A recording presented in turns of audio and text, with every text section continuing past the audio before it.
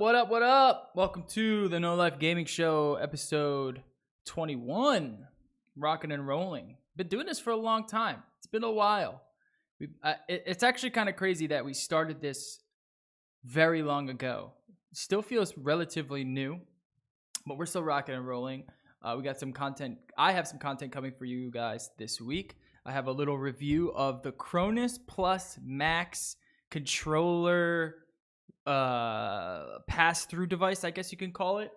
So that should be coming. That's really interesting little piece of technology. I want to do some camera stuff and just pretty much get the No Life ready for next year. Getting it ready for basically a whole rollout of content. That way we can really start asking people to come over to No Life and asking them to, check out the posts and watch videos. And we have a steady stream of content for you out on No Life.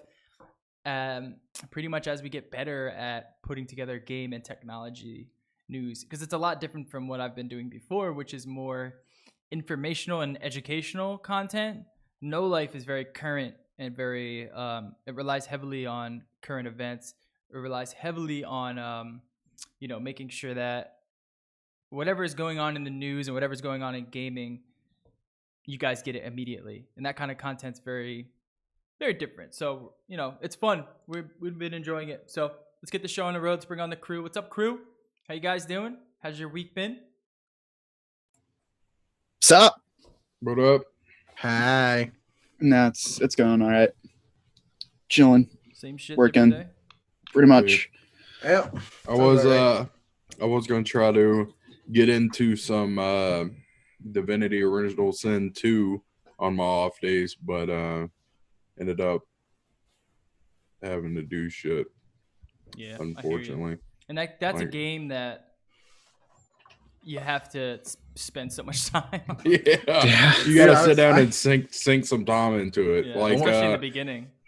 Yeah, like old girl had a flat, so I was fucking with that for like 2 days because she was wanting to get a cheaper tire somewhere. Yeah. So we were tire hunting, and then on the second day, we ended up going to this thing. It was called the Time Hop Drive-In, and they marathon horror movies from like 7 o'clock at night until dawn. That's dope. Yeah. Did you stay there the whole time? From dusk till dawn? So from dusk till dawn? No. It was like the first one was like Psycho. No, and then it was original Halloween, and I'm saying they showed movies from dusk till dawn. Yeah, we get the joke. That was the joke.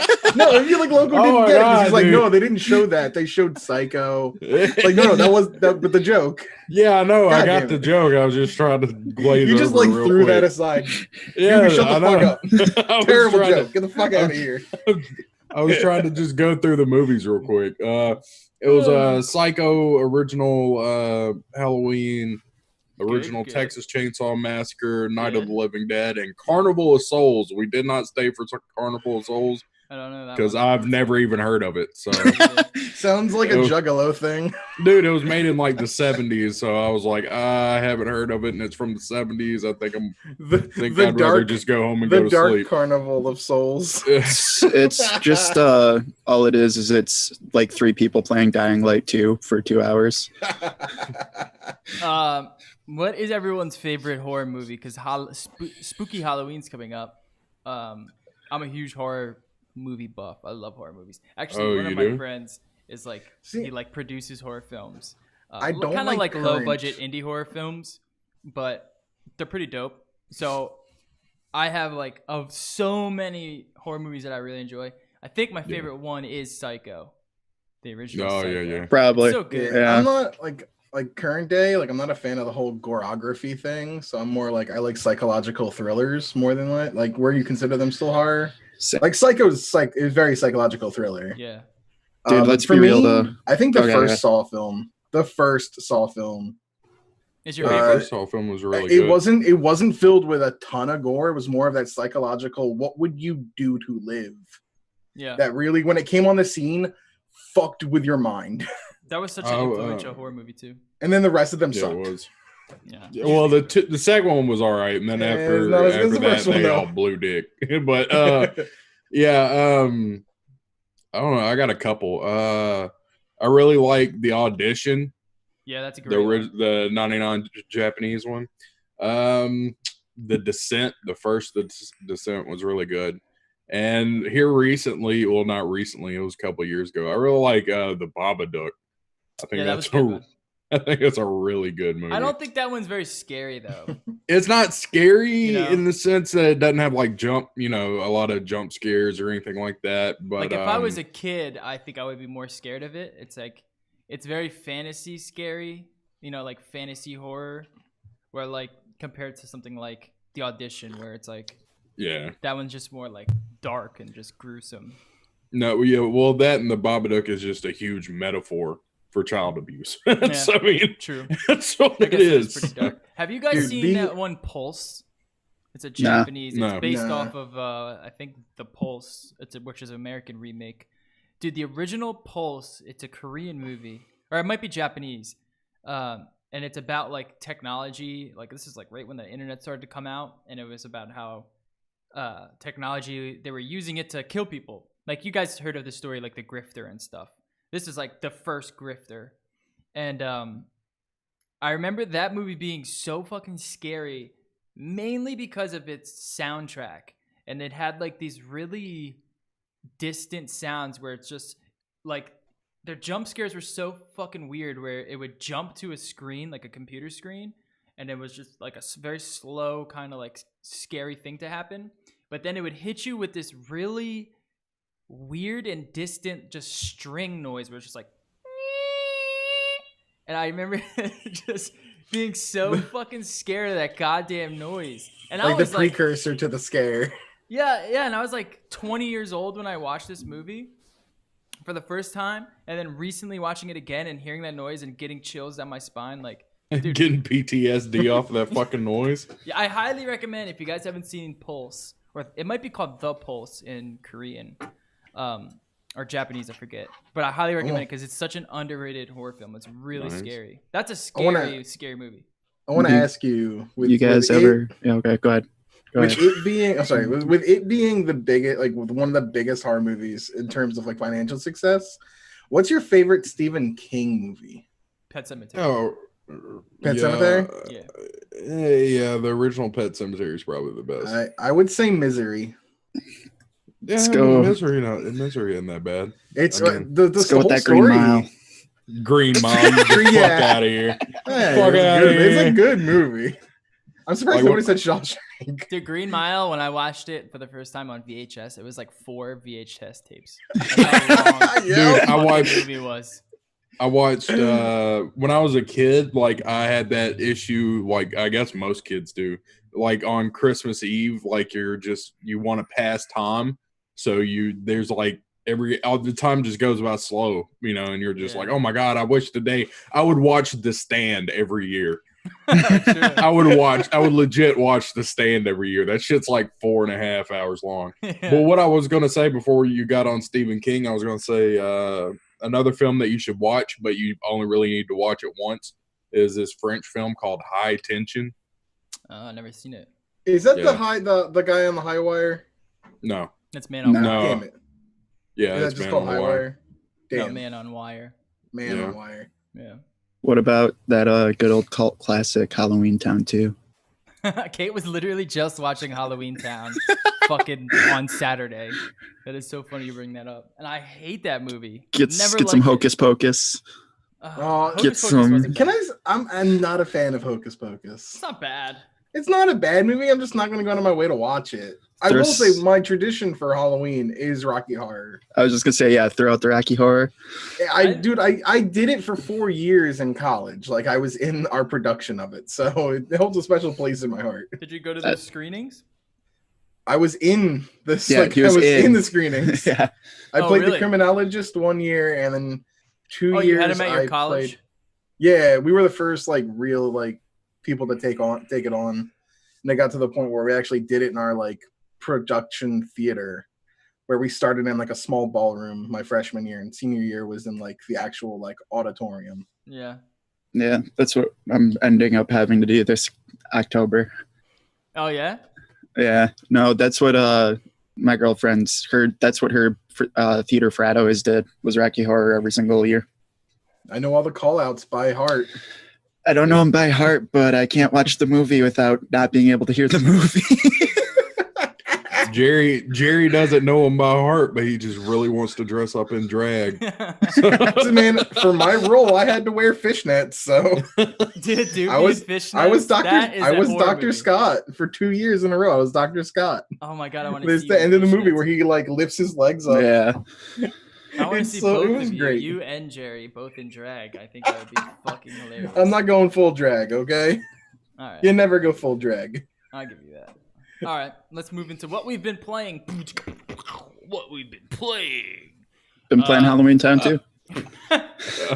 You want to start with Total War Warhammer 2? We talked about this last week. You want to talk about some new stuff that you wanted to bring up? Almost done with a campaign.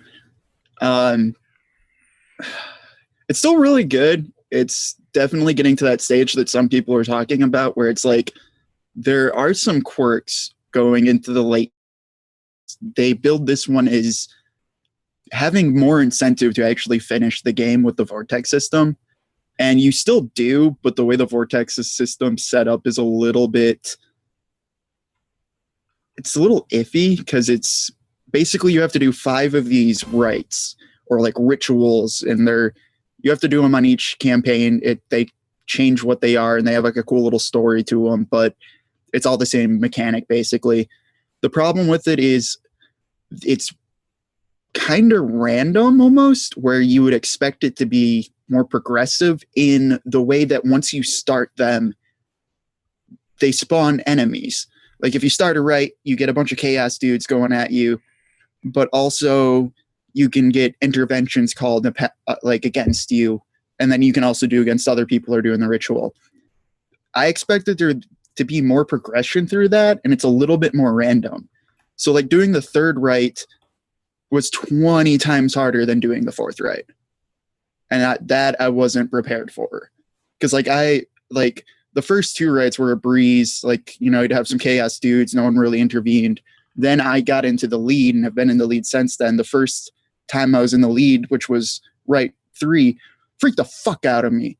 Because I basically got about 8 full stacked armies sent against me, which is kind of huge in any Total War game. And beat them off, only had like 5 cities raised entirely and stuff. So I was expecting, the 4th rite would be, it'd be 10 times worse. You know what I mean? So I'm sitting here prepping for rite number 4. Get rite number 4. I have 3 pretty weak, 3 full stacks. And I'm like, oh, okay. So I was expecting the progression of that to be a lot different. But I should be finishing it here pretty soon, and then starting that campaign to Let's Play. So that'll be fun. Nice. Yeah, I don't know, dude. It was odd that the 3rd rite was monumentally more difficult and shit your pants worthy than like the 4th was. Up in difficulty. Kind of, but it's like that's what I was expecting. I was expecting it to be a linear progression. So like when you do, like each time you do a rite, it gets harder, more randomized with where the difficulty spikes are. Mm-hmm. That makes sense. That I wasn't as much expecting.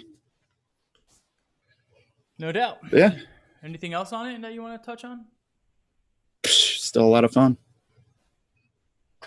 That's about it. That's all you can ask for. Yeah, no, like all the units are still really cool. Now that I'm getting into like most of the late game units, they're pretty dope. Nice. I've been playing Project Cars 2 with my Logitech G27, which is the racing wheel, and I'll talk about the little thing that I used. Actually, I probably won't talk about it. You'll see the video come up for that. But I love racing games. I'm a huge racing buff. I always wanted to build like a legit racing sim chair with like a really nice wheel and fucking shifters and shit. You need to get the flight stick then. Don't use a racing wheel. Yeah, just get a flight stick. No, I've always I see them. Some of them, like if you just like type in like racing sim in YouTube. Some people have the craziest setups. I always wanted one of those. And I think I might build one either this year or next year, because GT Sport, which is Gran Turismo's new game, comes out. Actually, it should be out today, if I'm not mistaken. But I love Gran Turismo. I'm super excited for this one, GT Sport. So I'm trying to like get ready to I broke out the wheel playing Project Cars 2, which the first one was amazing.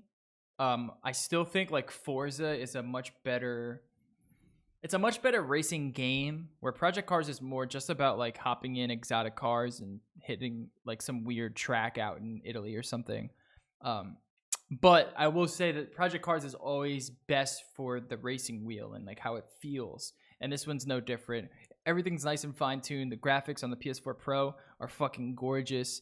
There's so many crazy exotic cars. Any manufacturer you can think of. They now have Ferrari. They have what was the other two that they just acquired? I know that they have Ferrari, and I want to say they have Bentley now, and they might have another pretty high-end luxury car that they're for some reason that they get locked into certain games. Like Forza has some, GT pretty much has all of them, except I hear GT Sport's a little different now. Now, would you say that those cars are in your garage? In my real garage? Yeah, are those cars in your garage? In the Hollywood Hills? I would definitely say so. Yeah, with your little bookshelves behind you. I would definitely say so. The thing is, it's like that's why I love these kind of games, because you get a wheel, and like I'll never be able to afford a fucking Ferrari, you know. I'll never be able to afford a Bentley and get to drive it out in Italy. And these games allow you to do that. And when you get the racing wheels, it gets pretty legit. And then you couple in like the Oculus, like you put the Oculus on and then you're in the fucking car racing around. It's just an awesome experience. And I highly recommend that to anyone. If you want a really cool gaming experience and you like driving, like gotta obviously like driving, then get a racing wheel. Get a Logitech G27. You can get them cheap on eBay for like $60. Get this Cronus Max thing, plug it into your console, you're good to go. If you have a little extra money, then get the G29 or one of the newer Thrustmaster ones, and just play one of these games and learn it, because you're gonna suck at first. You're gonna just, you know, like people don't realize, like when you're in first gear on like a fucking Aston Martin and you just tap the pedal, you're flying into the goddamn wall. Like you have to be able to control the clutches and you have to be able to control everything, so you kind of get used to it. But after a while, you fucking feel like Dale Earnhardt, dude. It's so dope. And Project Cars 2 is pretty cool because you get these newer cars, these new exotics. Did you just say that something about hitting a wall and then you immediately launched into you kind of feel like Dale Earnhardt? Yeah. Jeff Gordon. I meant Jeff Gordon. Oh, okay. Yeah, okay. I forgot about that. Yeah, that happened. The last, I don't know, I liked Gran Turismo 2, and then I played A-Spec quite a bit. And then I did play Forza. Like the first Forza when it came out, I played the shit out of that. But after that, I got out of the racing simulators, like racing sims. Yeah. Like I got out of those. I still enjoy games like, you know, like what was it, Midnight Club and Midnight Club 2. So you like more of like an arcade. Yeah, the arcadey racing games. But did you play with a racing wheel? I don't know. That's the difference. Nope. That's the difference. I mean, like you can play Forza with a controller, but then you know what I mean. It doesn't feel like you're driving. Like I'd much rather play Mario Kart or Midnight Club if I have a controller and I just want to fucking rip around and race people. But like a racing sim, you have to have the wheel and the fucking chair and the shifter and everything working together, because that's where the game really opens up. And then you play against people online. And then it starts to, you know what I mean? Like it starts to really feel like a simulator, like a real kind of simulating experience. And it's pretty dope. Another thing about Project Cars 2 that I haven't looked into yet, but they have like, you can see it here in the video that's playing. And he has I think that's the new Thrustmaster wheel, if I'm not mistaken, the Ferrari wheel, which is pretty expensive. It's like $1,500 just for the wheel. Why? Okay, if you're gonna make a $1,500 product, why did you call it Thrustmaster? That's just their company, dude. They've been around forever. But really, the reason it's so expensive is the force feedback motor in it. Some of them are just so good, dude. Like you hit bumps on the road that you could feel it. Like you feel the driving experience. You know, like when you're regularly driving, and you can actually feel that with some of these really expensive high-end ones. And then you get like a boom. I forget what they call it, like a boomer that sits underneath your chair, and that you kind of simulates the engine, and they tune them in these games. Like they develop or they program all this stuff in all of these racing sims. So like if you sit into something like a Mustang and you rev that engine and you have a boomer, it'll feel different than if you sit in like a Bentley, which has like a more fine-tuned kind of rumble to it. And it's just like that love. That's kind of why you have to spend the money on getting all these peripherals, because they develop the game for all this stuff, and they all kind of work similar. Okay, my question to that though too is that's actually really cool. Couldn't you also spend that money on just a beater track car? Yeah, you could, but like, couldn't you just a lot more money on that? Oh no, I know, but like if you're starting to get into like $3,000, you know, you can like, cool, there you go, you can go buy a, you know, an E36 series BMW and trash it. Yeah, but then that's it. Then you're gonna spend another $400 on tires every time you hit the track. Then you gotta replace the cam, or you gotta replace the, you know, all this stuff that goes bad with those cars.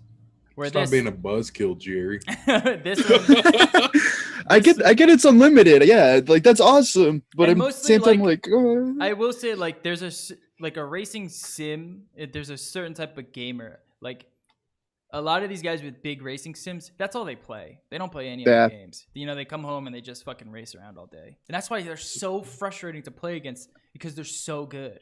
And they can, like, hit turns, like, they just know the cars because they play all fucking day. I can't wait to see whatever you make, to be honest. I want to see, like, that old arcade box. Like, you have to put wood around the sides. You know what I mean? And you got to make it encaved, like those old F1 racing, like Atari, like arcade boxes. Would never allow that in the house whatsoever. You got an office now, dude. True. Imagine it's just me in the car, like in the middle of my office. You got to build it, and then you're going to play nothing but a Euro truck driving simulator. Those games are great too. Like the one that I'm thinking about building is like one that folds up and it's like super minimalist, so I can put it underneath the couch when I'm done. But those are more expensive. Like I'll be spending more money on that actual apparatus. I could build one, but I don't want it to be janky. I want like a nice one. But I'll probably spend about like $500 on just that apparatus alone. But now I don't need to buy an extra wheel. I might get one down the line. I'm not too sure about that. But I mean, my G27 is still holding up, and it's considered like one of the best racing wheels that you can buy. So yeah, Project Cars 2, it's dope. I will say that the only game right now that does like every single car in the world is like the last Gran Turismo and Forza, where these newer sport games like Project Cars 2 and GT Sport, they're starting to cater more towards like real high-end GT racing. They're starting to put like real racing times up, so you can like ghost race against like the best times in the world. And like they're just catering more towards race car drivers than catering towards, you know, like someone that wants to drive every single car. Like I like to be able to just hop in like a fucking a Panda Toyota 86 and just rip around and drift around in Tokyo or something. And you can't really do that in Project Cars 2. You can't just like hop in a Shelby and just hit the LA Strip where you could in like the previous ones. Let's say who wants to hop in a Shelby, but yeah. you gotta do like, you hop in the Jag, you hop in the Shelby. Feel like, real classy, put a little top hat on.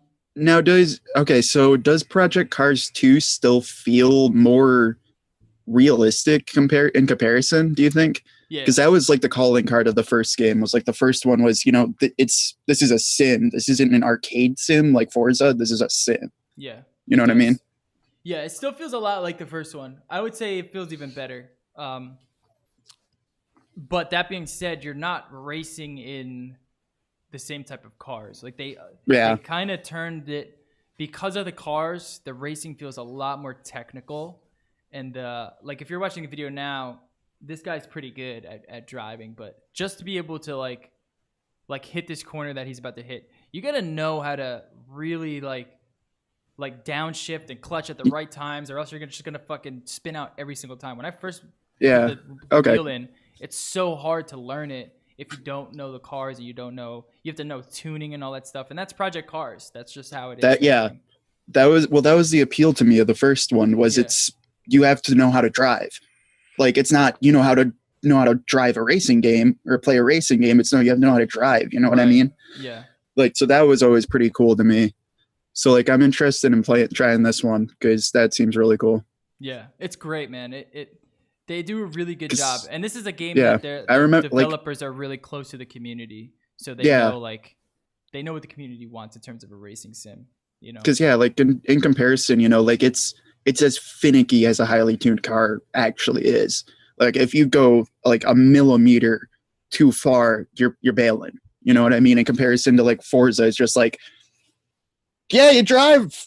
Yeah, and Forza, like at least the last Forza, I mean, you could drive like I said, you can drive like a Corolla, and like those are easy to control, and you can like rip around on a Corolla. You know what I mean? Where it's like these higher end cars, like you said, man, they're very difficult to control. Like this guy is actually spinning all out of control. But what's cool about racing sims is that you can learn how to drive these kind of cars and crash them and not worry about wasting $300,000. So that's actually, he just drifted that turn pretty good. That's pretty crazy. When the picture I put, that's just how I want to see you next year. All right, let me see it. I'll put it up on the screen. That's exactly how I want to see Wayne next year. I'm gonna make it full screen. Dude, that's actually dope. I would love that, dude. Maybe not that exact livery, but that's pretty. And plus, that's a tiny ass screen for some reason. It's like a laptop just placed into it. He could have used like a nice fucking widescreen or something, but that's pretty dope. No, dude, you got to have like the first ever 15-inch LCD monitor. Dude, I will be building one, and I'll take you all on that ride with me. Might take me a while. I'm in no rush to build it, but now that I got Project Cars 2 and GT Sports coming up, I might be stepping on the gas. Wink, wink, a little bit on that. Cool. All right, that's that. Let's get into the news.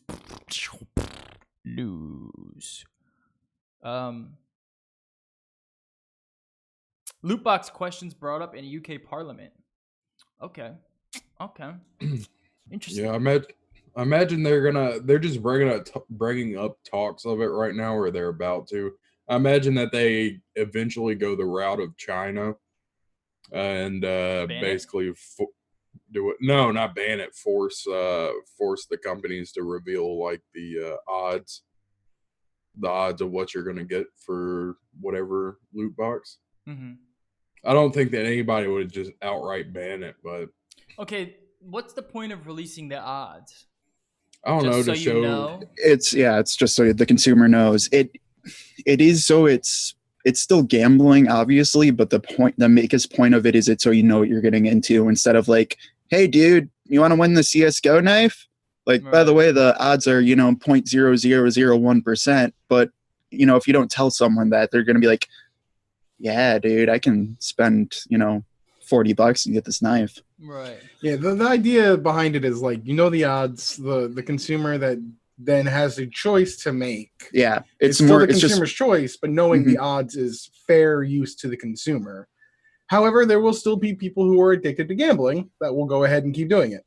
Yeah, that's where they make all their money. It's not the person throwing $10 here and there. It's the fucking addicts. That's what I'm saying. Wouldn't knowing the odds make it worse? Because now you know the odds. Oh yeah, that's try to the point. Odds, Yeah, like the government doesn't want you necessarily just spending all of your money on bullshit gambling loot boxes, so you're no use to society.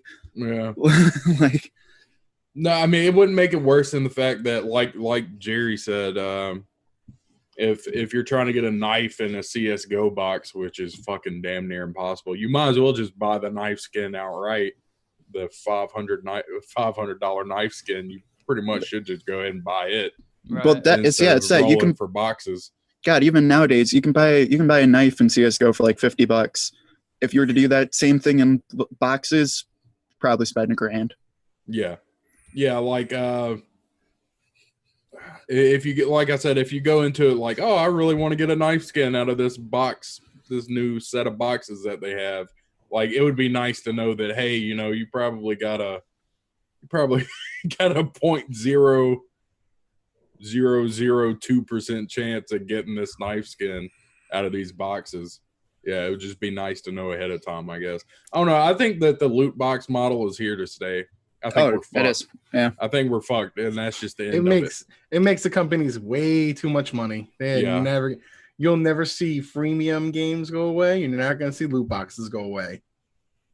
It sucks because I fucking hate loot boxes, dude. Yeah, they are the worst thing to ever happen to gaming. It's funny that we all hate loot boxes, but yet they're just like in every fucking game now. Every single one, dude. Yeah, dude. Like even your single player games, they're in fucking single player games. It's it's because they are annoying, but they're still that group of people who's going to buy them. They still make enough profit to put in the development time for it to just have a never-ending profit stream. But that doesn't mean they're good. That sucks. Oh, I'm not. No, they do suck. I fucking hate that's them. Why they do it, dude. All right, how can someone out there still buying all of them? How can we make it, dude? I would love for all loot boxes to be banned. We need to get someone so addicted to loot boxes that they just ruin their whole life. I'll shoot a documentary around them. We'll send it off to fucking Valve and Blizzard and all the other companies that do loot boxes. They say, this is what you're doing to our children. Oh, to the and governments. Then you know what's gonna happen? Just get Valve will just I was gonna say Valve's gonna look at it and then look behind them to their 3 mansions that are piled with cash. I was gonna say room, but let's be real. It's more like, here's my state. I don't care. Fuck, man. Yeah, you're probably right. They're probably not going anywhere, which sucks because I don't buy extra boxes. Like I play to get the boxes, and whatever I win, that's what I open up. So for me, it's like there's no appeal. Like I'm not a gambling guy either. I don't like gambling. I don't go gambling. So dude, you don't want to. Sucks, dude. You don't want to spend $20 to not get the item you want. No. Like I said before, like I have no problem with loot boxes that use in-game currency. That's no problem. That almost like I mean, in the day and age where everything comes unlocked already, I would rather have loot boxes with in-game currency that you earn from playing the game, because that's at least a form of unlockable. Yeah, I wouldn't mind that, but still, I'd much rather, like you said last time, like that, where if I beat this level or if I get this many rings, then I get this thing. Like that's what I like the best. Yeah, and it's even out the shit's gone. Even outside of it, it's like, okay, if you put a skin in there, cool, I can buy it. You know what I mean? If say the skin is $15, cool, I can think, do I want this? Is this worth $15 to me? Now it's, hey dude, we got this 5-cent skin. We got 4 5-cent skins. We got one $5 skin. We got one $15 skin. Buy it for $250. Have fun. Yeah, it's like in Overwatch, you have to use the I call it dust currency. Yeah, it's basically dust from Hearthstone. Yeah, like because it's like you can't outright buy the thing that you want. You have to buy the packs or the loot boxes and dust them, like disenchant them or whatever until you have enough dust to get the thing that you want. So yeah, it's like I could be like, I only want this. I need this one card to finish this deck that I'm trying to build, and and so I gotta buy. So I gotta buy like $25 worth of cards just to dust them all, and hopefully I have enough for legendary. Oh, I was gonna say you're rare. Yeah, you have enough for a rare now. Yeah, maybe. So Wayne, yeah, I really don't like that either. Wayne, look at Madden Ultimate Team, and you have like packs you can buy with in-game currency, and then there's the packs where you have to actually pay money to buy those packs. Yeah. I hate that shit. Yeah, it's so annoying. But at least like like I actually don't mind them in the sports games because it's very reminiscent of like booster packs for like when you used to collect cards. And I think with that, it's a little bit reminiscent of that, where it's like, I don't know, it doesn't feel like you're just straight up gambling. You know what I mean? It doesn't feel like it's just straight up chance and that you're just... Is there a trade? Is there a way to trade players in Ultimate Team? Yeah, you could trade them. You can auction them, you know? I know the auctions. Yeah, there used to always be a trade auction system, so you could sell them and stuff like that. Yeah, I would prefer to know the odds, though. Yeah. Oh, yeah. But that's how it was. I'd always do that, is I'd just save all the credits I made to just buy them off the market. I wonder if that's because of China, that the Fire Emblem like mobile game, they do list the odds of drawing like heroes. One thing I will say, it's the biggest market in the world. Everyone's going to conform to it. Yeah, because it's in China, they just decided to show all of the odds for everyone. Yeah. One thing I will say about the Madden, at least for Madden, I haven't tested it out in NHL yet or FIFA, but now it's like because you can pay for guarantees and you can pay for much higher level cards, you literally have to pay to compete with some of these guys. You know what I mean? You can't just jump into it, buy some booster packs, and then you're ready to go and play against them. I mean, you can technically, if you're that good, and still win. So at least there's that.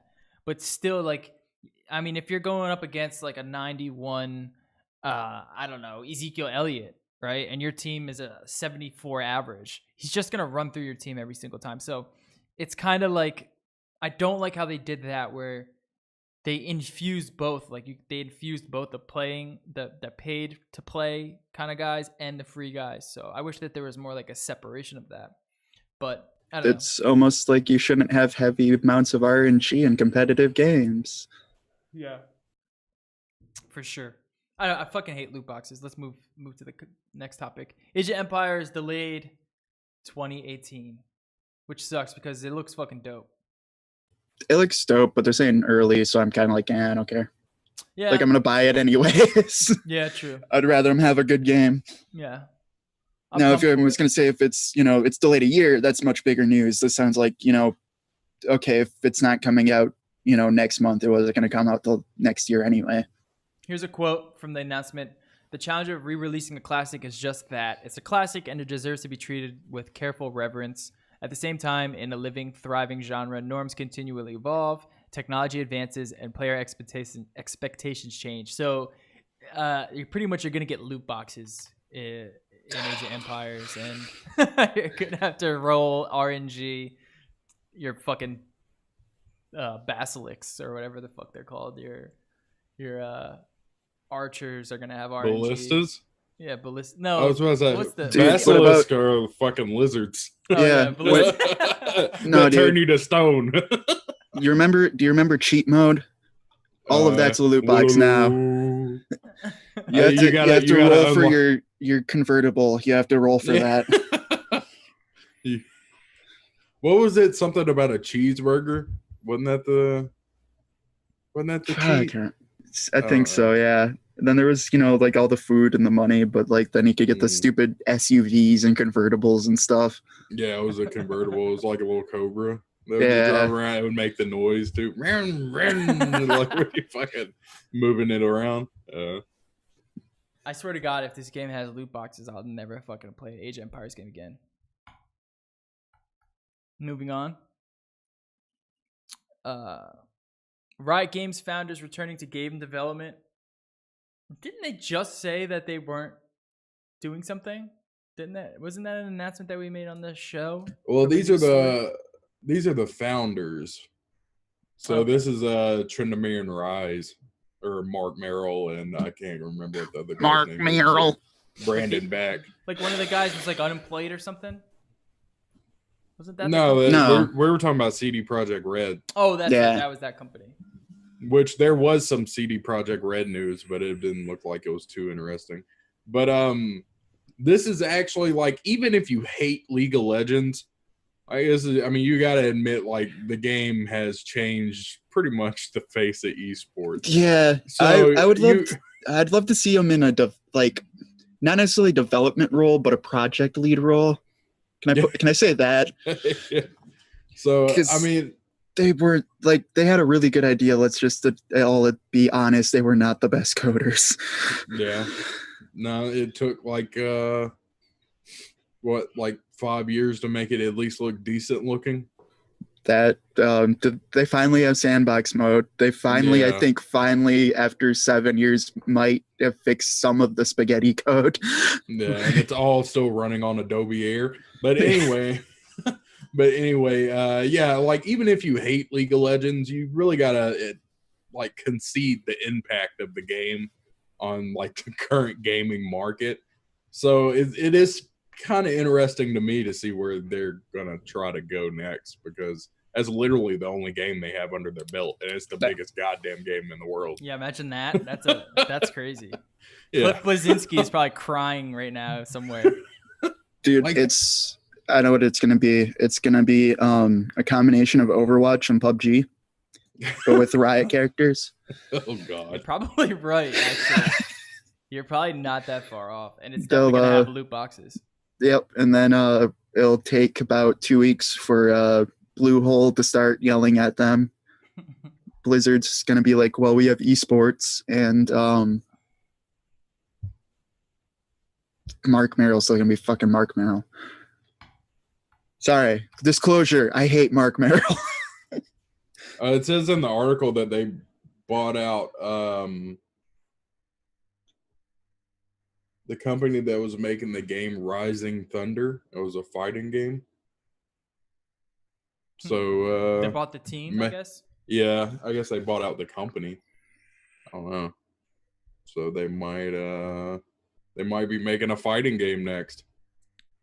I could be interested in that. Dude, there you go. That's perfect. There's only 9 of them that were released this year. That's a perfect market. True. Very true. All right, this is big news. IGN buys Humble Bundle. A lot of outrage. A lot of people were upset by this. And I had to ask the question why there was so much outrage around this move, because I wasn't really sure why people were bugging out that IGN was buying Humble Bundle.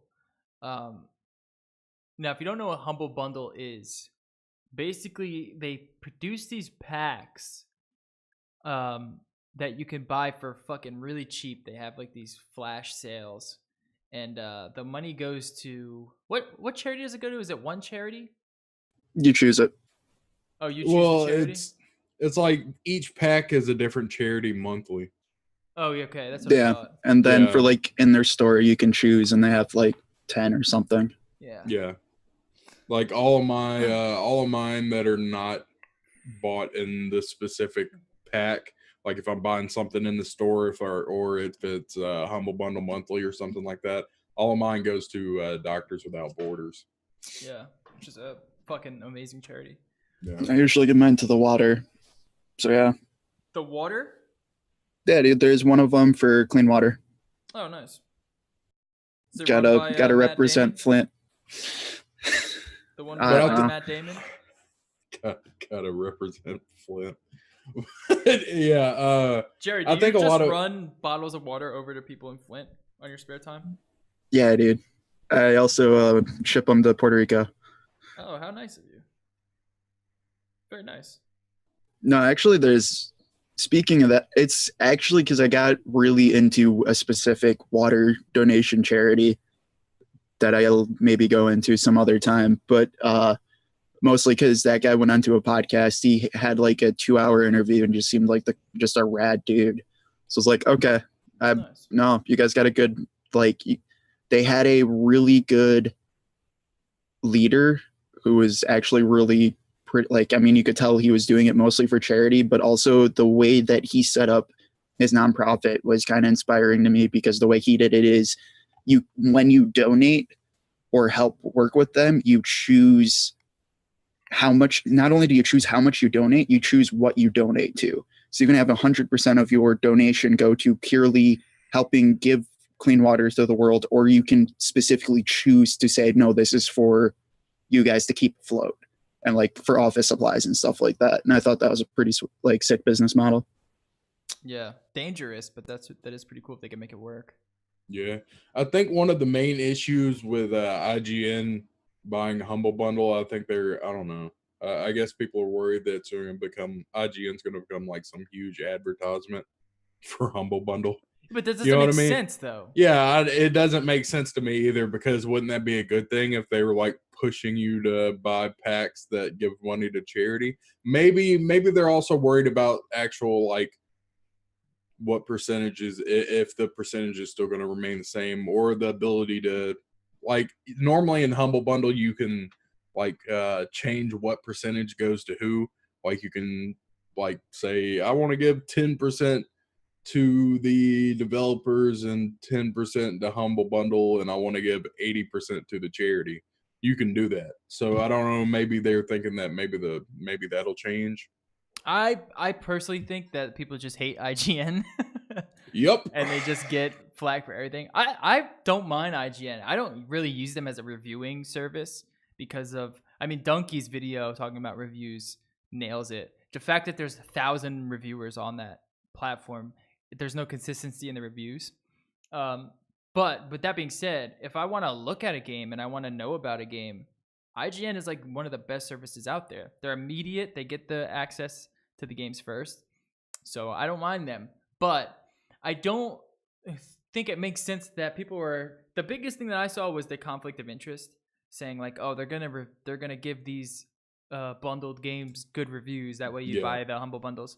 But why would they give a fucking like Resident Evil 1 like change? They're gonna change the review and advertise you an old ass game that, because these Humble Bundle packs, they're cool. I don't play these games.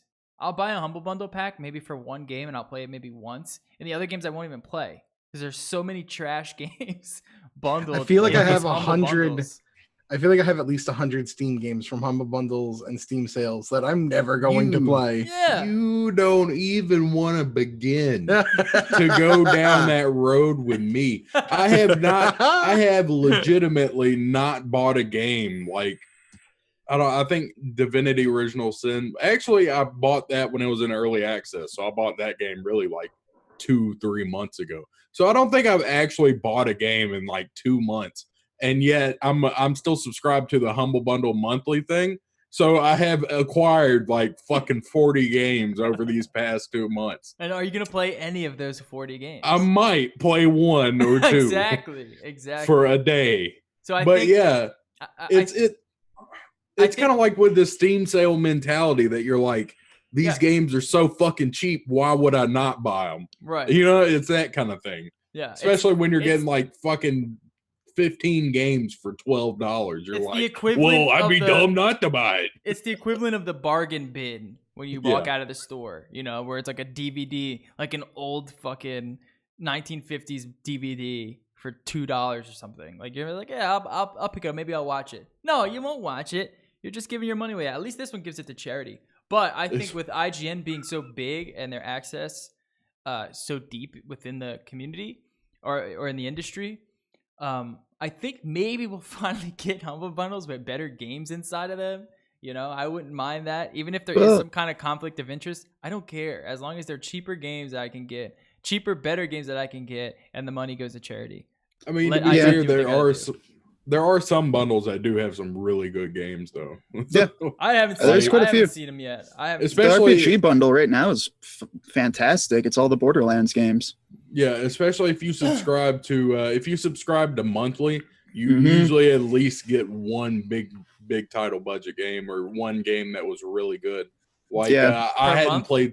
Yeah, per month. It's like $12 a month, and it's they give you kind of a great service. Yeah. Like that's the only. I haven't bought an actual bundle in a long time, but I've just stayed subscribed to monthly, and I at least get at least like 1 or 2 good games that I know that are going to be really good. Like I hadn't played Super Hot, and I got Super Hot through the bundle, and Super Hot is an amazing game. If you've never played that, that's a really fun game. Another devil's advocate thing, I guess, would be just that, the cool thing about Humble Bundle too is all those indie games. I know some of you guys don't like to play them, but there is sometimes some really, like, there's just hidden gems. You know what I mean? Where like now and then there is one of those games that no one really paid attention to, and then like a bunch of people got it through Humble Bundle. It was like, hey, it's actually pretty good. Yeah. You know? Yeah, I think IGN getting the Humble Bundle, I think could be a good thing. I don't see many negatives. I mean, if you look at IGN for reviews, then maybe you can see a conflict of interest. But other than that, you know, it doesn't seem like that bad of a thing. Plus, Humble Bundle, I mean, if you see here in the article, they weren't doing so hot. Their business model, that's a tough business model, man. You have to be consistently advertising and selling shit to keep up whatever overhead that you have to pay for. It says here that in 2015, they laid off 20% of their staff. That's a lot of people, depending on how big the Humble Bundle staff was. 20%, it's like 5 people. They just laid off one guy. But, you know, IGN could give it some more heft and you know, put some bigger games in there, put some better sales in there. Who knows? I think they should have. I think the hate is just around IGN altogether. And they're just constantly going to get hate no matter what they do. Moving on. All right, we're going to have to breeze through some of this. Ubisoft's Michel Ancel itching to bring Rayman back. Where did Rayman go? Do we know? Did Rayman die or something? The Rabbids took over. Yeah. I think the last Rayman game was Legends, wasn't it, Doobie? I believe so. Origins? And there was one that came out on the Wii U. And I know that they're like remastering that for the Switch, I believe, or they did. I don't remember. I think they did. I don't really play Rayman games. Yeah, I think that's the biggest problem is too. Like, I mean, the market isn't as big as it used to be. You know what I mean? Like, I think the platformer market's actually making a resurgence, though. I think it's making a resurgence, but I still don't think it's. You know, it's not. We're not going back to the glory days of N64 and PS1. You know what I mean? Yeah, no, it'll never be what it was. But there was actually a new 3D platformer got released on Steam that I was thinking about picking up. It's like the Hat one or whatever it is. What is it, Doobie? I know you know what it is. A Hat in Time that sat in beta for like 4 years. Yeah, I hear it's not bad. I already have friends that have like glitched it and are speedrunning it. Yeah, I want to pick that up. Yeah, I heard it's good. It's like a really good a lot of people are saying it should come to the Switch. It would sell really well on that platform. But Rayman, I wouldn't mind a new Rayman game. I enjoyed the last 2 Rayman games that I played, which I believe were Origin and Legends. I think they're really. I think that sounds right. Yeah, I think they're really polished and they're really well made. Yeah, they're fun. And they're fun. As long as they don't like I could even just do without any Rabbids, just Rayman only, and I'd be fine with that. The Rabbids outside of Mario Rabbids RPG battle, like Rabbids suck. I think the platformer market has turned more into like Uncharted series. You know what I mean? Like those kind of platformers where they're more hidden in like a cinematic display, like Tomb Raider. Either that or they go indie. Yeah, and you get like the side scrollers. Big news: Epic Games suing 2 individuals over Fortnite cheating. When you play Fortnite now, which I forgot that was something else that I've been playing on PS4. When you play it now, you get the big message saying, "Hey, if you cheat, we're gonna fucking ban your ass." It looks like they're suing 2 cheaters. Hell yeah! I don't know what under what grounds. I guess breaking terms of service. EULA. Yeah. These lawsuits are unique because the cheating service itself isn't the subject of the civil litigation. Instead, Broom and Vasper are being sued personally. Each instance of copyright infringement carries a penalty of up to $150,000. So it looks like copyright infringement. Did you just say copyright infringement? Yeah. I'm confused. How did they copyright? Like, how did they infringe copyright? Well, I guess it could depend. I was going to say it could depend on how the cheat works too. Yeah. Yeah, I guess cheating. They figured out. The lawyers were like, "Hey, this is copyright infringement. Let's hit them on that." Lawyers will figure out anything. I mean, I can tell you how the cheat works. Is they opened up Cheat Engine and they changed the code in the game. That's how it works. Which I guess could be. That's like technically. Yeah, I guess if you're technically fucking with the copyright code. Yeah. So do you guys think they're gonna win? At least our Epic, I should say. Do you think Epic's gonna win? Possibly. I doubt it, but I kind of hope so. I mean, don't hate me. I was about to say I'm kind of on the fence about this because that's pretty crazy. Yeah, I don't know. Like I don't like cheaters in games like this, but then you're opening up lawsuits to people that are just changing the code to like make user created mods and shit like that. Like have fun. Like if they win this, like what's to stop Bethesda from suing everybody that isn't cooperating with Creators Club? That is the exact reason why the Project M team stopped, because they were like, our lawyers told us Nintendo hasn't said anything about our mod of Brawl, but like we just don't want to even risk it anymore. So our lawyers have advised us to stop. See, that's why we need to just ditch capitalism and move to China, where, you know, if you deal with cheaters, they go to fucking jail.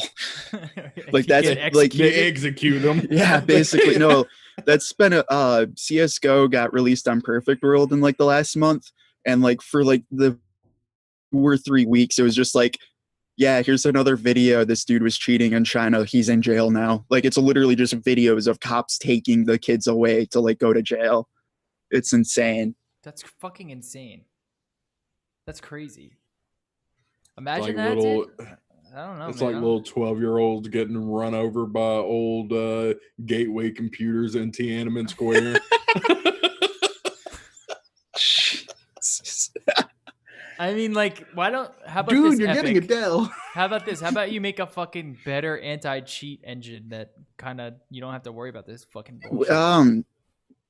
See, yeah, I do get that, but it's not as easy as it seems, unfortunately, because also you have to think of it the same way as antivirus software, anti-malware software. All of these things are reactionary. They are not proactionary. You can still only make a cheat service that can go after cheats that are known. The second someone makes a new cheat, it's there. On the other hand, if you threaten them with jail or suing them, they're like, you know what? Maybe I don't need to be cheating. True. Yeah. Maybe that's what this really is. It's just like a, you know, scare tactic. That really worked with online piracy, doesn't it? True. You wouldn't download a car. You wouldn't download a car, would you? Yeah, I think I would. All right, I will say I've been playing Fortnite. It's pretty fun, but it still suffers from all the shit that I hate in Battle Royale games. It's more, I can say that I enjoy hopping in it more than I enjoy hopping in PUBG because it's so quick. Like, you can just hop in and hop out. But it's still like, I watched a video on this channel, Corridor, which they do like indie. It's almost like a Rocket Jump, whatever that channel is, by Freddy. But one of their friends, they went to like a PUBG tournament, and one of their friends who's only played the game the night before the tournament, they were playing with him. He ended up winning the tournament. And that is the problem with these Battle Royale games, is that it's so up to chance, and just if you see someone first, you know what I mean? It's so, I don't know. It's kind of... You can go in with a strat, but that strat's still really limited. Yeah. You know, that strat is completely blindsided when someone is behind you. You know what I mean? Like, it's those type of games, I think they need a little bit more structure to them. Yeah, so it's less that there's... work better. It's not even like one person's behind you, too. It's like, oh, now all of a sudden there's 20 people behind you and in front of you, like, at all times. Yeah. Or you could just sit in the middle of the map and win. You know what I mean? And just hide in a house. Yeah, I was about to say, it's funny when you're trying to look up strats for PUBG online, and like the most popular videos are like hiding spots.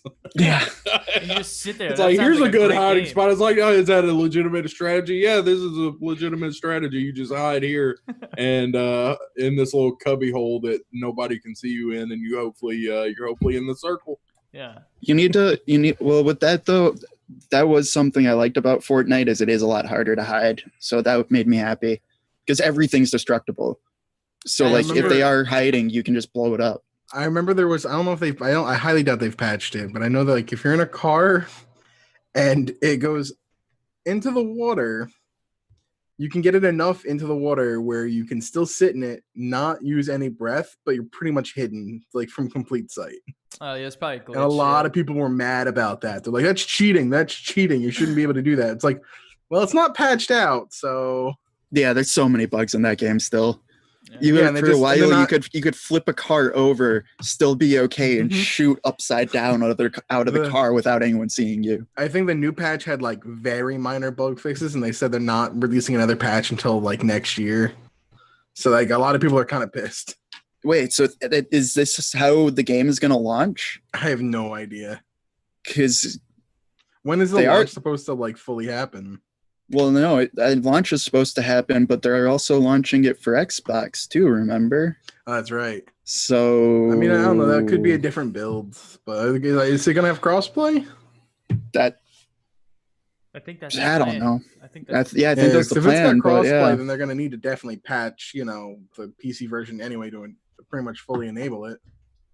And they're going to have to run the same build, I would assume. Yeah, that will get interesting, I think. That's going to be fun.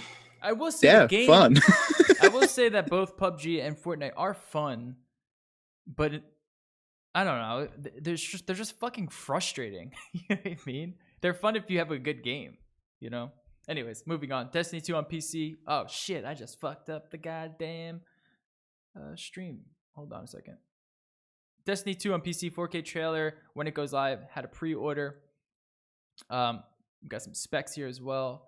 What does Destiny 2 on PC look like in 4K at 60 frames per second?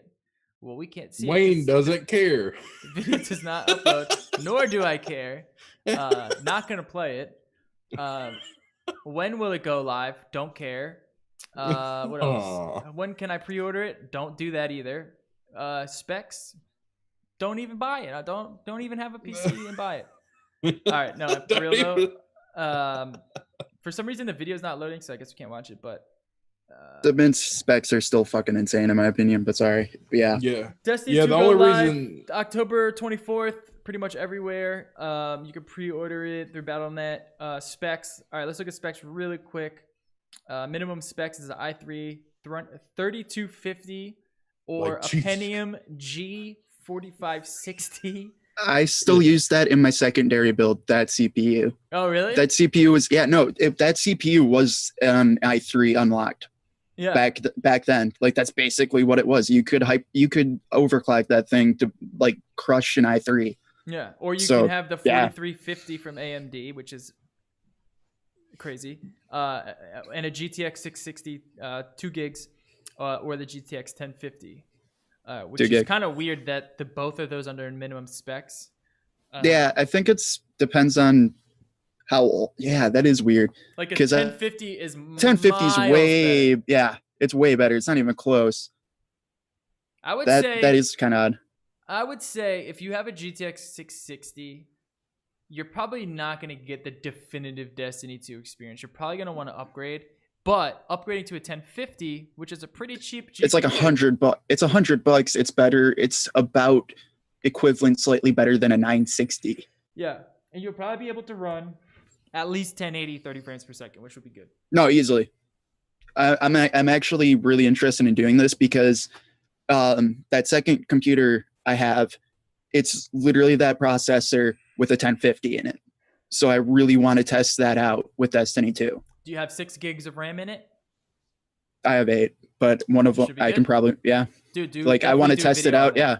I want to test it out in that second because I'm positive it can run it. Yeah, do a video seeing the best settings you can run it at.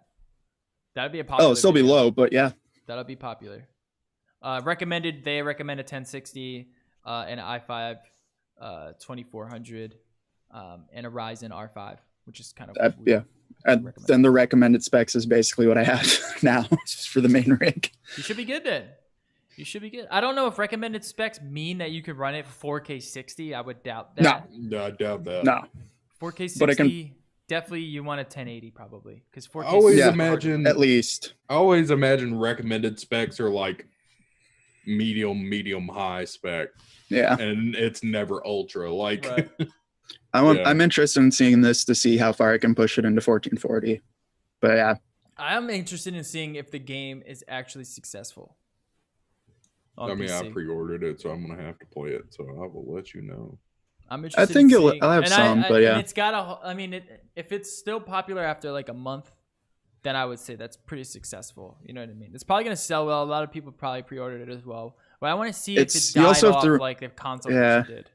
It may or may not, because you also have to remember it is selling in the same launcher as World of Warcraft, which still, if you go to, still has millions of people playing it and paying for it every month. So if you're going to launch it anywhere, that's probably the right place to launch it, name it at. That's a completely different experience, you know? Oh, yeah, but I just mean like so many things you can do in World of Warcraft. And there are so many things you cannot do. I think Jerry just means that you have like millions and millions of people looking at it every time they launch the game. It's that, but it's also you have that's the market to market it to, because they are that market who is going to be like, yeah, dude, I'm willing to invest a lot of time over years and years into this, not just a month. True. All right, moving on. Call of Duty World War II beta leaks reveals more about Nazi zombies and microtransactions. That reminds me of Wolfenstein's coming out soon too. I can't wait to play that game. Here we go. Here's the microtransactions that you can do. Discounts. So use one of these to give you a discount on purchasing perks. Weapon guarantees. Sounds like this one will ensure you a certain kind of weapon from your next mystery box pull. Keys. These items help you cash on opening doors using mystery boxes, and I like power-ups, the good stuff. Activating temporary upgrades to do handy things like replenish everyone's ammo, special weapons, certain weapons like flamethrower, Panzer Shrek rocket launcher can only be used for a limited time after you summon them, and weapons. The leak had less info on this category, but maybe this would be a different kind of loot drop that expands your overall weapon selection. Looks like there's like a skin as well, like different kind of camos that you can apply. Yeah, I was just looking at those. I was judging them kind of heavily because they look like not good. They look like the shitty CSGO skins. Not CSGO. Call of Duty skins are always gaudy, very gaudy skins. Yeah. But that's the kind of vibe that they like to give off. You know, it's like they're marketing. Is anybody else? These are those 3-cent skins on the Steam Marketplace. You know what I mean? Yeah. Is anybody else like freaked out that like Call of Duty Zombies used to be like just this add-on shit that people played to kill time, and now we got microtransactions in this add-on? Of course, dude. Like, there's not even microtransactions or that I know of in Call of Duty World War II, like the main gaming experience. But dude, they had to sneak them in there somewhere. So you're saying when you're looking for weapons out of that box, it's a loot box now. No, mystery box, okay? Get it right. Yeah. Can't want that ray gun, you're going to have to pay for it. I will say there are channels on YouTube with millions of subscribers dedicated to just play zombies. Call of Duty Zombies. Like, it's so popular. Yeah. I don't like Call of Duty Zombies at all. I don't find it fun one bit. I find the actual game a lot more fun, but that's just me. I'd rather just play Left 4 Dead. I was gonna say, yeah. The only Left 4 Dead, new Left 4 Dead so bad. Nope. The only game. You don't want the only game with like fire. No, you're not going to get one though. Yeah, you can't count the 3. Okay. No, they can't count the 3. I was gonna say like the only game I've actually like lately that I've played that I enjoy like that firefight type mode, like survival mode, is I like the Splatoon 2 one. The Grisco one where you like I think that's fun. I just don't like how Nintendo limits it to like certain times of the day you can play it. I wish that were a 24/7 thing. That's the dumbest thing about that game. You get a lot of good things when you play it though. Like it's worth playing when it's up. I just like the fucking thing that you texted me about. The thing. What is it called? The Splatfest. Yeah, Splatfest. I actually didn't even get a chance to play any of it this weekend. Yeah, like they launched it at on like a Friday night. Like, what am I gonna sit home Friday night at midnight? Splatoon? What am I fucking Saturday night? 6 years old? But then again, that's a game for 6-year-olds, so it makes sense. Dude, the 6-year-old esports, man. Dude, you gotta get started young. Free new Hearthstone hero available during Halloween event, and it looks like how do you explain this? Cabbage monster with a little ginger, chubby. It's the gnome. Yeah, it's the little girl gnome on top of the monster. Yeah, Yeah, but you have to get this by going to a fireside gathering tavern. So I don't know about you, Jerry, but I never ever Nope. have a fireside gathering tavern around my area, and it always Never. pisses me off Yeah. because I want that fucking card back. Wait. First of all, it's that, but this reminds me of when they did the one. What? You gotta go there to get the Yeah. card. Yeah, you have to that's what I'm go saying. to an actual event. This is Fuck this that. reminds me exactly. This Dude, it's reminds like me going- of that shit that pissed me off when they gave away the Mew? other hero to people who only had an iPhone, or it was either an iPhone or a Galaxy. You had to have Yeah. a specific No. phone to get it, and it's shit Yeah. like that. It's like really? stupid as fuck. Yeah, Dude, it's like Oh. Dude, it's like the Oh, old days where you had to go to really? like the Pokemon event to get Mew. Yeah, it's like you can only have to buy a specific product or go to a That place to is get this. so That's kind of dumb. That's worse Yeah. than Yeah. loot boxes. That's That's the worst thing I've ever heard. They had a Yeah. specific card back that you could only get on a Samsung device. Yeah, And that's right. You had then- to have like a Galaxy S8 Yeah. or How S7 did or something. the entire And- community not ban themselves from the game? And then after that, they came out with Khadgar, the mage, that you could only buy on an iOS device. Oh yeah, that was it. Yeah. Yeah. And now they have, like I said, they already had a card back that you could only get by going to a fireside gathering tavern, which is, like I said, just like you have to go to a physical event. No, And so not only that, but you got to hope one is in your area. There's never one in Memphis. I Sure. check every Any- single time. Any serious like card game, like competition card game, would ban that shit. Yeah. And Like, that, you well, I can mean, get the it's card, you can't Well, use it's just- to it play is the just play. cosmetic. It's Yeah, cosmetic. all Oh, cosmetic. it's just cosmetic. oh, Who cares? okay. Yeah. okay. But Every still, single yeah. bit, every if it single was bit like of it's Magic cosmetic. the Gathering, where it's like you got to come to this thing and you get a card. You'd be like everyone no. else would be like, that card's banned. Well, see, at least with the other two, though, as dumb as they were, people figured out how to, the day that was announced, there was at least 3 people like, hey, dude, I got an emulator. Here you go. For like the phone crap and the Yeah. iOS Oh, stuff. right. But like this was like, You gotta go there. Yeah. At least it's cosmetic. I thought it was like a card. Like a No, it's purely cosmetic. But that's the thing is like a lot of, I mean, besides the actual cards, like the only other thing you can get in this game is cosmetic. So it's kind of like I do want this, but I mean, I'm not going to be able to get it because you just got to set up a fireside gathering. You can do Yeah. is you can figure out where one is, find the IP of the Wi-Fi, and then what is it called? Like connect your phone to that Wi-Fi. do some Mr. Robot shit. I think we could do that. IRC. I'll get you this. Just do what fucking all of those little Pokemon Go chubby ginger players card. did and like emulate like areas on their phone. All right, let's Oh. move it on. Moving on to tech news, not much. Trump threatens the media. FCC chair Ajit Pai silence on Trump tweets speaks volumes. This is out of Wired. So here's the tweet that Donald Trump wrote. Somehow Donald Trump gets wrapped up in the show fucking every week. Fake NBC News made up that story. I wanted a 10-fold increase in our U.S. nuclear arsenal. Pure fiction made up to demean. NBC equals CNN. I will say, dude, Trump's tweets are hilarious. Here's another one. With all the fake news coming out of NBC and the networks, at what point is it appropriate to challenge their license? Bad for country. Networks news have become so partisan, disoriented, and fake that licenses must be challenged and, if appropriate, revoked. Not fair to public. So he's literally speaking about taking away a license to a major news network.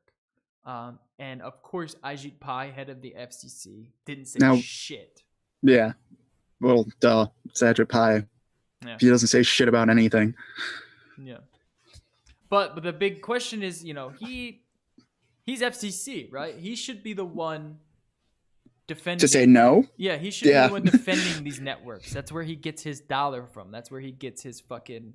Well, I guess he doesn't get paid from them, but I'm No, sure he doesn't get paid does. for them, but it's his entire sh- job to figure out how to regulate them. Right, and I'm sure he does in some capacity get some type of, either it's a lobbying money or if it's some type of like backdoor channel. Probably, because there was also, this is also at the same time that guy who other reports were alleging that when he opened a channel for debate on net neutrality. Half of it was bots and just crashed it. Yeah. Yeah, the thing with Ajit Pai is he was elected by the Trump administration to head the FCC. Of course he's not going to say anything. And plus, I don't think he takes anything Trump says seriously, much like anyone in the White House. He says stuff like this, they're just like, whatever, dude. You know what I mean? What is he going to cause a bunch of outrage over the networks if he kind of beats with Trump or he risks his job? He's trying to get net neutrality fucking yanked, dude. You know what I mean? He's got a job to do. So he's going to keep quiet and try to figure out ways he can get whatever it is he's got to get done. I mean, I don't know, man. Like a lot of what Trump's doing anyway is just some huge smoke screen. It's always some kind of smoke screen tactic because I mean, like what they just now didn't the courts just now give him a subpoena to release all of that sexual assault case that was filed against him. Like he has to release all the details now. And I mean, the administration is just going so poorly that you just got to latch on to anything possible. Like psychologists are calling for this guy to be taken out of office. They're like, this dude's crazy. Yeah, he needs to go. Literally. Yeah, literally. Yeah. Like there is something literally wrong with him. Like, did you see the Larry Flint thing? The Larry Flint thing? He's offering, I think, was it $10 million for anyone to come with evidence to impeach the president. Mind you, he did the same thing to, I can't remember the guy's name, but he was about to become Speaker of the House in the late 90s. Guess who didn't become Speaker of the House? That guy. Yeah. So who knows? Yeah. Flint's comment was like the most patriotic thing I can do is just get Trump out of office. I was like, wow. He took out a full page fucking ad in Washington Post. Washington Post, yeah. It's pretty crazy. Yeah, I thought that was kind of hilarious, actually. Did you hear about the fucking captive? Who didn't believe? He's like, I couldn't believe. They told me Donald Trump was president. I couldn't believe it. Imagine being captive.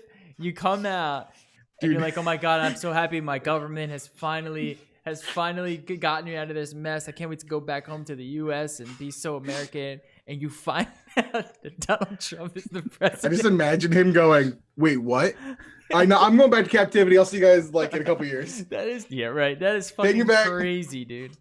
That's crazy. And we don't think of it like that because we obviously have been seeing this go on. But someone like you wake up out of a coma and Donald Trump is the president. You know what I mean? And fucking Kid Rock is running for Senate and shit like that. Welcome to Michigan, dude. Welcome to Michigan. I didn't even fucking know that. Is that a real thing? Yep. Oh, yeah. Oh, we'll see if he actually does, but he wants to. I'm pretty sure he was inspired by Ted Nugent, who tried running multiple times. He's going to run, and guess what? He's going to win. I doubt he's going to win. You don't think so? Ball with the ball is not going to win. I really doubt he's actually going to win. Yeah. Ball with the ball is not going to be political. We said the same about Donald Trump. True. I'm just saying in this case, he's going against an incumbent who's been in there since I've been alive. Dude, we're one step closer to President Camacho. Yo, I swear to God, dude, that's going to be so awesome. Yeah, but that's we are literally heading to idiocracy. I can't, Mike Judge is a fucking genius. But these incumbents who have been in these offices for so long, who've only gotten to, like with Flint, right? That with all the water issues going on and the infrastructure just crumbling. I mean, this is why people vote in people like that. They don't care. Well, they want to destroy this is a reason why term limits need to be a thing. I think term it's limits different. Need to be a thing. Well, no, but this is, we're talking about Senate. I'm hoping people are smart enough to realize he shouldn't be a senator, right? Because that's who's actually supposed to have most of the power in the U.S. Yeah, how the whole checks and balance and the legal system works. But Senator Kid Ball with the ball rock. I would. I'd be more interested to see if he goes after the government.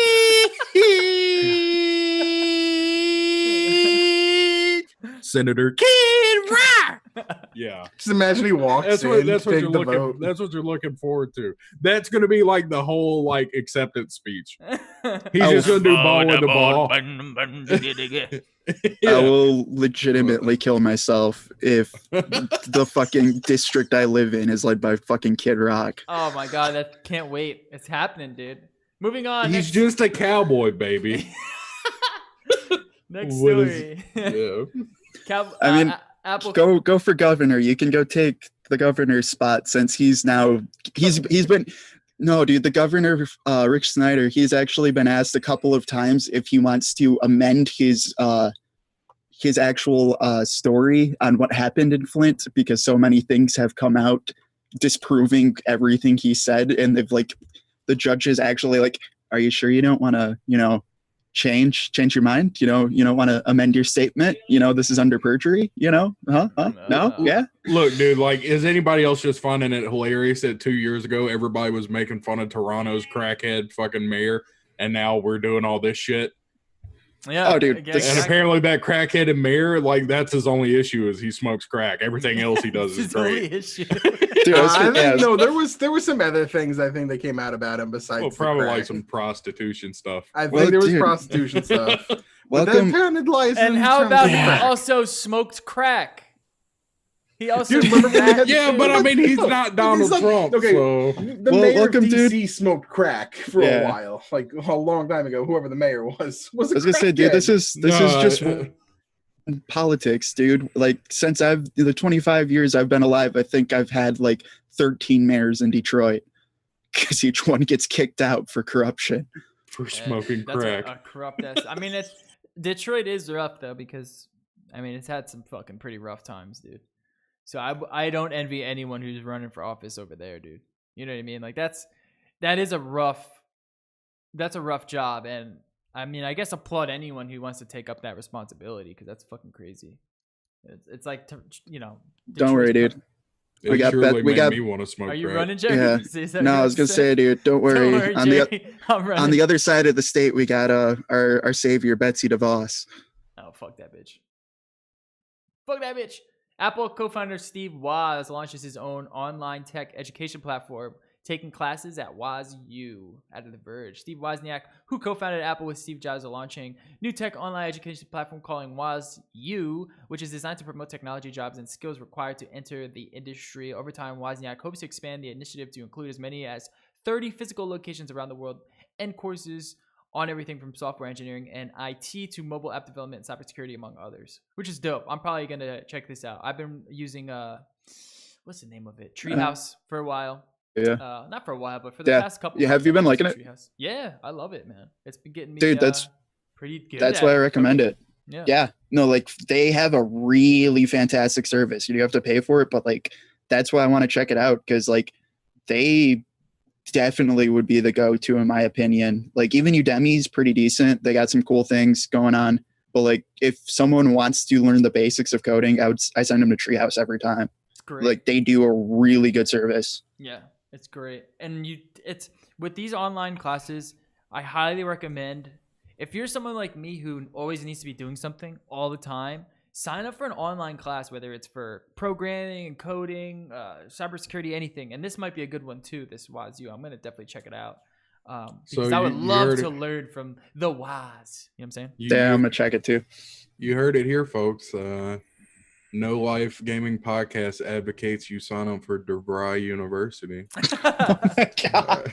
I mean, all right, here's the thing. DeVry, where all your dreams come true. We're a Phoenix University team. Okay. If you were ever to sign up for an online college, don't pay for it. Just figure out how you can fucking get it for free. If you were ever going to sign up for an online, if you were ever going to sign up for an online college, don't. Yeah. No, dude. You choose New Hampshire State Technical Institute of Technology. You could, like anything with a name like that, you already know you're getting fucked. Well, how about WazU? Do you think WazU could be a good service? I actually think it could be an alright service. I really think they got to change the name. But yeah. Man, you just gotta go to Brigham Young. They just allowed soda on campus. It's like shit's lit. Okay, Shit's Brigham lit, Young man. is where it's at. Soda. caffeine and sugar. Oh my god, dude! All the they got what's the caffeine world now. going Also- to? You know they popping off. Another thing I want to recommend is another language. Try learning another language. Both things they Yeah. don't take much effort unless you like are willing to give that effort. So like some days I'm busy and I can't fucking do what I gotta do. You Other should days, probably I have a learn lot- Russian. You can learn Russian, definitely. Chinese, With the way Chinese, everything's going. Mandarin. Definitely I'm wanna gonna learn one of Korean. those. Any kind of I know language German. that the country has a lot of money and influence, definitely learn that language. So Russia, Yep. China, Japanese, those are all good. Chinese and, And Japanese are super hard to learn though. So good luck. The with that. And if you want a easiest, job in the military, learn Arabic. Yeah, the easiest. I'm just gonna learn Portuguese so I can finally play CS:GO with all my friends. If you want to learn a new language, my advice is to download Duolingo, because if you ever miss one session for one day, it will pester the ever living shit out of you. That's what you need too. Yeah, it literally it just busts your balls constantly when you're just not on it.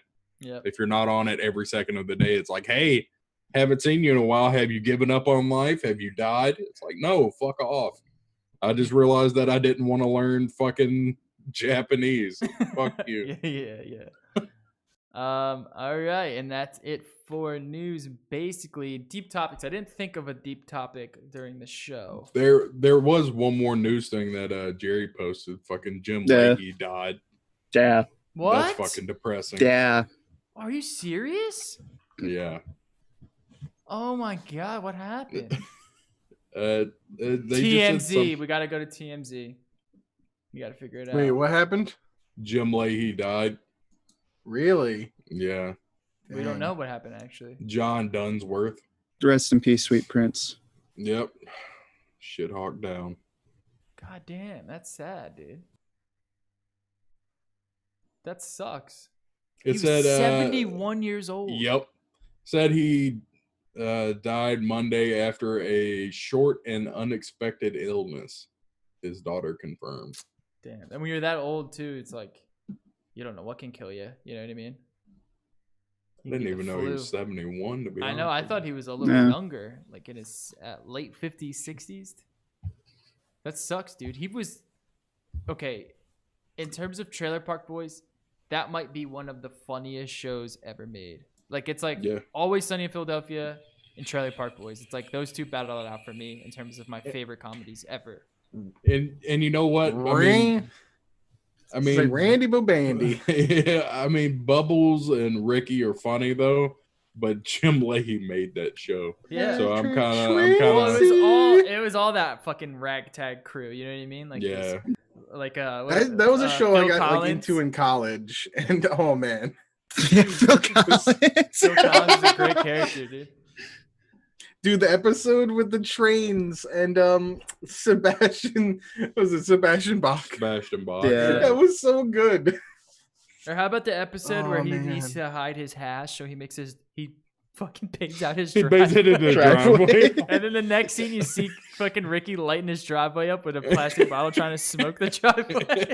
Dude, Best Rickyisms. show. It's Yeah. not rocket appliances. Yeah, Ricky is easily my favorite. Oh my god. Show's Yeah, so I mean, good. I ate 8 cans of was ravioli. I mean, you have 1, then you 2, 3, 4, 5. By 6, you feel terrible. 7, 8, you're already fucked. You eat 9, 10 cans of ravioli. So I think Smokes, go. what we're going to do is what we're going to get is a funny way they're going to send him off on the show. I think that's the only appropriate way that they can do that. You know what I mean? Like he's such a Yeah. pivotal character. They're gonna do Yeah. something crazy if they do something at all. I don't know if they can do the Do you- show without Leahy, dude. Yeah, you know, that was an integral thought. It's an important aspect. Like that was, you know, the dynamic between those two parties was the He show. was the bad, or he was the technical good guy. You know what I mean?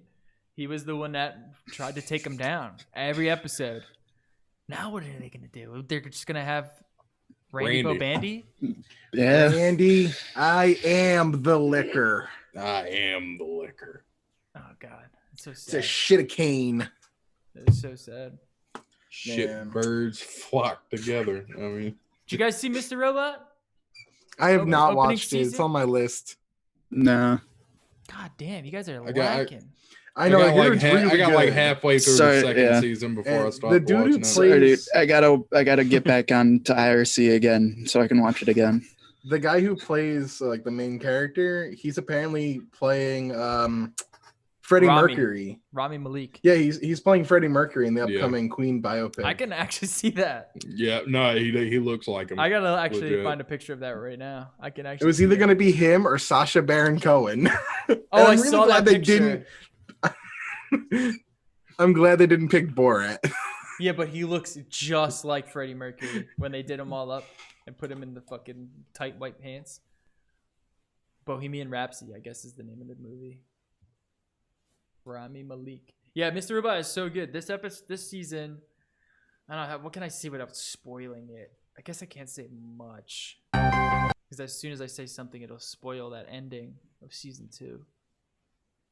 But this season, it's like already, okay, like they just slam you right back into the show. Like second season gets really fucking weird and it sets up a lot of characters, but it also sets up the dynamic between Mr. Robot, Rami Malek's character, what's her name? Angela. It like sets you up on these dynamics and shows you, okay, this is why they're doing things. This is how they're doing things.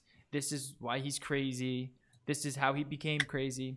And in this third season, finally, we're back in action and we're taking down the world. You know what I mean? So I'm pumped on that. Walking Dead starts up, I think, next week, as well as what's that other show that starts next week? I forget the show. Oh, Shameless starts next week.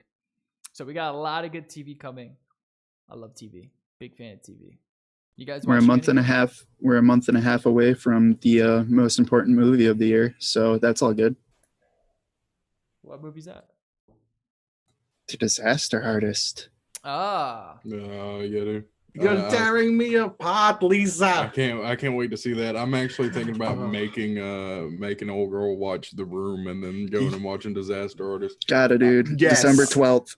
I was Cannot wait. I still have to make her watch the original Blade Runner so we can go see the new Blade Runner, which apparently is really good, but nobody's been watching it. Well, no, dude, a lot of people have, like, outside of it, a lot of people have not been going to the movies. Yeah, that's like, what I was about to say. No one goes since to summer movies started. If it's not Marvel or Star Wars, people aren't going to the movies. It's like the people who only go to the movies nowadays are people who like take their kids or they go with like their girlfriend or something. You know what I mean? Like I'm not gonna take. They're gonna get to the point. They're gonna get to the point where they're gonna release it in theaters if you want to go in the movie theater and see it. But they're also gonna have to like release it like digitally that you can rent or something at home because that's just theaters are dying. Yeah, it's kind of crazy, but I also hate the movie theaters, so I'm not that upset about it. It doesn't make any sense nowadays. The ones around here are nice. Like they have like the reclinable seating and all that other nice stuff. But like it's still like, unless you're going on like a weekday at noon, you're paying like $13 a movie.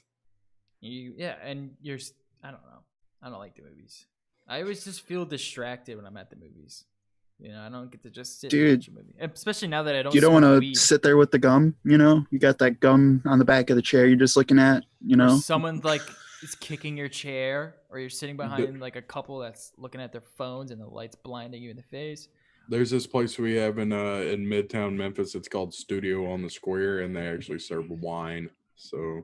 Oh, they have that in Florida, where they serve. There's a bar in the movie theater. So there's one of those in Lansing. It was kind of cool, but even then, it was like, do I want to also buy a drink that was the price of this movie ticket? True, yeah. Dude, I go to the movies with my dad. That's like our thing. But he's the person that also in the middle of the movie will pull his phone out and look at it. And I'm just like, I have to nudge him every time. I'm like, dude, I love going to the movies with you. It's our thing. But you kill me with this shit. Yeah. Yeah, Kate is like, when we watch a movie because we don't go to the movies, I hate it so much because she's always on her phone. Like she just pulls her phone out, just like she just doesn't get invested into movies. That's so just not only is it like that's just like a distraction for other people. And Like it's like a reflection of you because you went with them. Yeah. I'm like, I don't want to be known as the guy that came with the dude on their phone. Like, yeah. And it's like this movie was made by like a team of people. They spent millions of dollars on this production. You know, it's been in production for like 4 years for you to just take your phone out and fucking play Candy Crush or something. It's just like, oh my God, you can't sit here and watch a movie. Welcome to the entertainment business. she just can't get into movies. But we put on something like Shameless, or her favorite show is House of Cards. And then she'll sit there and watch it. So I guess it's just, maybe movies just suck these days. I don't know. Or maybe she's not interested in the movies you're taking her to see. Yeah, she's probably not going to be interested in like Blade Runner. Exactly. Like if I took her to some rom-com, I'm sure she'd be interested, but no, those movies. you got to take her to see, you know, New Year's Eve 2. No, dude, it's all about Halloween Town 2. Is there a second one? Yeah, that's what he was talking about that they were watching. No, I haven't watched it. I didn't even know there was a second one until I was looking up a list of Halloween movies earlier. Dude, you got to go see the new Medea movie. Don't see the new Medea movie. Don't ever see any Medea movie. Let's see. I got to see the second one. Because I've seen the first one. Halloween Town 2, Calabar's Revenge, which has gotten a 4.4 on iTunes, Apple. 94% of Google users like this movie. Where do we got? We got an IMDb rating 6.5 out of 10. It's not a bad movie, dude. Sure. We might I've probably seen it and just not realized it wasn't the first one, to be honest. Dude, the girl from Halloween Town has grown up and she's actually looks exactly the same. You know what I'm talking about? I've never seen Halloween Town. She's like, I don't know. I can see that. Like how she looks the exactly guy, the same. Yeah, like how that guy who plays what's his name in Game of Thrones? Not the guy who helps Bran, like that one kid, the blonde kid. Who's got a sister, like him and his sister are helping Bran get north of the wall and shit. Yeah. You know that kid? Yeah. Guess how old that kid is? 24. He's like 28. Damn. Yeah. Just doesn't age, man. Hollywood. Then he's like playing a 14-year-old. It's all about Hollywood. I'm looking at this Halloween Town, and I'm really glad that I've never seen Halloween Town. Looks like just more Disney bullshit. I mean, it was like American Pie, where like they're playing high schoolers, but they're like in their mid-20s at least. All right. I think that is it for this episode of No Life Gaming Show. I don't know. We gotta stop calling it a gaming show. It's not really a gaming show anymore. Is it? I mean, it kind of. We just talked about gaming for like an hour. Yeah, it's still mostly a gaming show. Yeah, we talked about some media and some other stuff. Yeah, we talk media, we talk tech, we talk politics. It's the No Life show. Just No Life show. Just No Life Wars. It's No Life Wars. All we do is talk about politics and sell products. No, Look at the Frog Day! Dude, I was watching Scrapyard Wars with Dimitri and. That's out now? Yeah, first episode. That's out now? Oh, yeah. I know what I'm watching later tonight. Don't spoil this, please. I'm so glad you just did that, because after that episode aired, Linus went on stream right on his phone from his house, and he started streaming. And he started talking about how Scrapyard Wars wasn't getting into all these people's sub boxes. Their numbers are doing so bad, and now he's thinking about doing like that float plane thing. He's really gonna start pushing float plane because YouTube is fucking people so hard. And it's crazy because his channel is family friendly. His channel is super high production quality. His channel has so many sponsors and advertisers. I mean, his channel is one of the biggest channels on YouTube, one of the most influential channels on YouTube.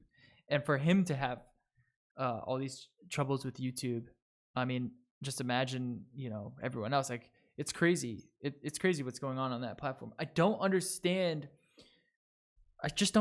what YouTube's doing these days, man. They just need to come out and start talking to people and start really explaining what's going on. That the owner or the CEO of YouTube just made like a YouTube channel, and immediately her channel is pounded with dislikes, pounded with comments, but they don't address that stuff. You know what I mean?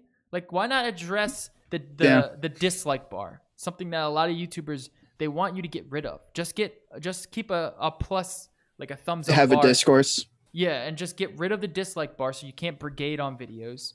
That way you can aggregate a lot easier. You don't aggregate upon controversy. You aggregate upon just like what video gets the most likes and what video gets the most views and the average of that.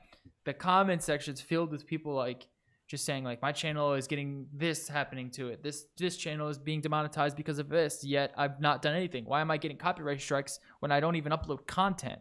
You know, it's crazy. They just don't address all these issues. And it's making people move to these other sources of revenue, like float plane and like what I do on DIY or Die. And now YouTube is trying to put a stop to that. You know, they're trying to put walls up so you can't do that. And it's just really ridiculous on what they're doing. And I just thought it was interesting that Linus, of all people, was having troubles with that. I thought Scrapyard Wars was going to do phenomenal. And he was saying that, you know, it's not returning on what they get. You know, he's having troubles with Linus Media Group, which is pretty crazy. I think the video is still up if you guys are interested in that, because he does give you some insight. I mean, his channel is unlike a lot of others, where he has a whole team that goes on. He's got employees. Well, they also they have multiple channels at this point too now. It's a studio. You know what I mean? It's legitimately a full studio. Yeah, it's a media group. So when you get to see that insight, it's interesting on how he deals with all that stuff. And it's a pretty interesting little. I don't know if it's up. Let me double check really quickly before we get out of here. All I'm saying though is Linus. Down. Okay, I'm not surprised. He usually does that with those little live streams. He doesn't leave those up. Yeah. And that's just any of those live streams. You know what I mean? I will just say though, bud, I love you. Get fucked. Go Dimitri. Dimitri, come on, Muddy. Well, I don't want to spoil. I'm rooting for Dimitri. I don't want to. If they're on the same team, then go Linus. But I'm rooting for Dimitri. What if I told you that they were on the same team? I'm still fine with that. I'm just saying, like, I'm going with Team Dimitri. He's my boy. Yeah. Who the fuck would be Team Jay's 2 cents? I mean, he's not bad. People like him. He's good for like overclocking and stuff like that. No, I don't mind. But I just think he gets so mad at people who criticize his channel. That's true. Pretty funny. All right, dude, Dimitri is just the king of aesthetic, and I love it. Terry Crews will be on Team Jay's 2 cents. He sure would. That was an awesome video. All right, guys. Thank you all for watching. We'll catch y'all later. Go watch Mr. Robot. Peace.